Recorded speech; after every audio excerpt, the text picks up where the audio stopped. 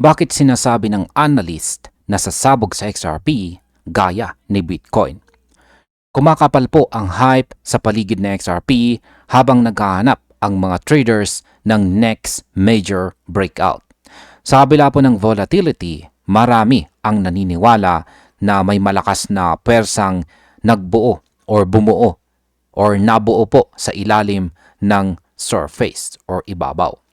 Ang mga long-term holders ay muling nagkakaroon po ng confidence habang pumapasok ang bagong liquidity sa market. Dahil dito, lumakas po ang usapan tungkol sa isang matapang na claim kung saan ay handa na raw sa XRP para sa isang malakas na pagputok gaya ng ginawa ni Bitcoin noon. At ayon po kay Steph, isang analyst na kilala sa kanyang chart studies, malinaw po ang pattern na kailangan nating pag-usapan. Kaya yan po ang siyang ating pag-uusapan sa video na ito at atin pong ipagpatuloy sa ating kasunod na katanungan kung ano po ba ang mga sinabi ni Steph. Yan, sa kanyang bagong post po rito sa X, nagpakita po si Steph ng chart comparison na nagpasiklab sa debate. Kinumpara po niya ang legendary 2013 breakout ni Bitcoin sa kasalukuyang galaw ni XRP. Mula ngayon, tatawagin natin siyang Steph para sa clarity. Makikita po sa kanyang chart na ang 2013 Bitcoin ay nag-tanks matapos pong tawirin ang kanyang 200-day moving average. At ngayon ay ipinapakita raw ni XRP ang halos kaparehong structure sa higher time frame charts. Hindi raw ibig sabihin nito na uulit ng eksakto ang nangyari. Pero nagbubukas po ito ng napakahalagang tanong para sa buong crypto community. Ngayon ay ano ba ang nangyari kay Bitcoin noong mga taong 2013? Noong 2013, simple lamang po ang naging trigger ng explosion ni Bitcoin. Isa pong malinis na break sa kanyang long-term resistance. Manipis ang liquidity noon kaya mabilis pong kumalat ang momentum. Habang tumataas ang presyo, lalo pang tumitibay ang confidence. Sinundan po ito ng mga traders na naghabulan sa bawat candle at dito na po nagsimula ang isa sa pinaka-iconic na bull runs sa kasaysayan ng crypto. Ang rally po na ito ay nagpakilala kay Bitcoin sa global market. At ngayon, tinanong po ng marami, pwede bang ulitin ni XRP ang ganoong klaseng moment? Ngayon ay nasaan na ba sa XRP ngayon sa market? Ngayon, sa XRP po ay nagtitrade malapit sa $2 na price zone. Nasa matatag na range despite volatility. Mula nang matapos po ang Ripple SEC case noong kalagitnaan ng 2025, lumawak po ang institutional interest. Mas malinaw po ang regulations, kaya mas mataas ang investor confidence. Sa kabilang banda ay lumalim po ang market depth ng XRP sa iba't ibang mga exchanges. At mas kaya nitong magdala ng malaking galaw, mga malalaking galaw, pataas man o pababa. Ang ganito pong environment ay hindi po perpekto, pero nagbibigay po ito ng solid foundation para sa potential breakout. Ngayon ay magkatulad ba talaga ang pattern ni Bitcoin at saka XRP? Ayon po kay Steph, may ilang striking similarities.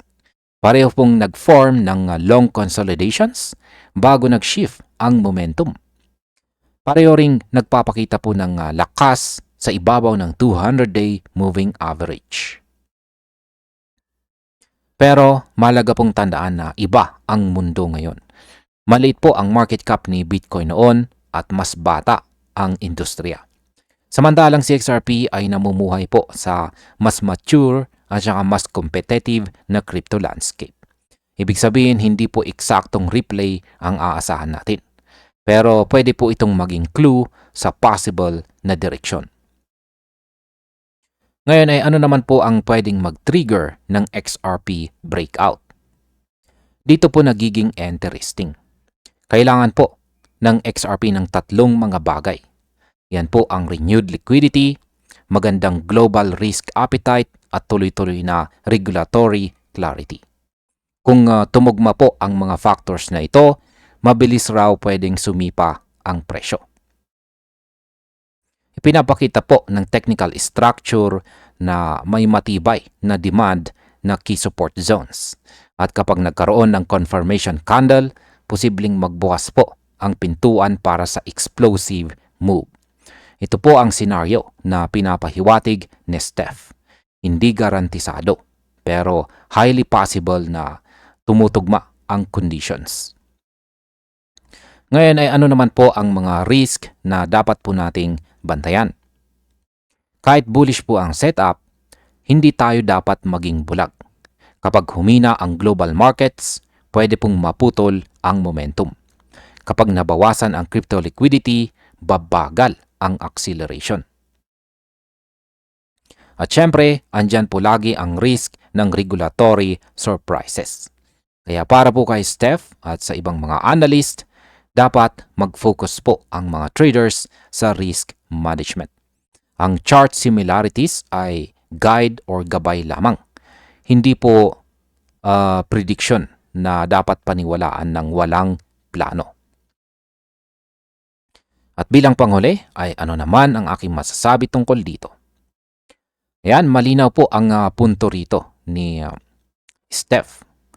Yan, ang pattern ay hindi po prophecy pero isa po itong signal na dapat pong bantayan. Yan, ang kanyang aktual na sinabi rito, XRP will explode just like Bitcoin did. Kaya yan po yung kanyang paniniwala rito na si XRP daw ay sasabog po siya katulad ng nangyari kay Bitcoin.